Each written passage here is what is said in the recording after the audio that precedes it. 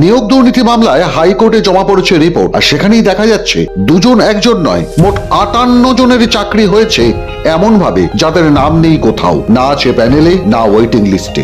এই 58 জনের মধ্যে নবম দশমে রয়েছেন 40 জন, 11-12-এ 18 জন, আর এরা সকলেই নাকি শিক্ষকতা করছেন, কিন্তু তাদের কোনো পার্সোনালিটি টেস্ট হয়নি, প্যানেল বা ওয়েটিং লিস্টে তাদের নামও নেই। তাহলে এই ভুতুরে শিক্ষকরা এলেন কিভাবে? রাজ্য বিজেপি সভাপতি সুকান্ত মজুমদারের অভিযোগ, এরা সবাই SMS এর মাধ্যমে চাকরি পেয়েছেন, অর্থাৎ এনারা সকলেই SMS শিক্ষক। যখন এই এসএসসি রিক্রুটমেন্ট শেষ হয়ে গেছিল তখন চুপে চাপে লোকের কাছে চুপচাপ SMS এসেছিল এবং বহু টিচার SMS এর মাধ্যমে জয়েন করেছিল। প্রত্যেক জেলায় আছে, খুঁজে পাবেন আপনারা SMS টিচারেরা। যেরকম আমরাও এসএসসি দিয়ে চাকরি করেছিলাম, আমি 1 বছর চাকরি করেছি এসএসসি দিয়ে, আমার কাছে রেকমেন্ডেশন লেটার এসেছিল এসএসসি থেকে, কিন্তু এদেরকে SMS পাঠিয়ে জয়েন করানো হয়েছিল। এরকম বহু এরকম ভুয়ো টিচার নিয়োগ হয়েছে, তদন্ত হবে, এদের চাকরি যাওয়া উচিত।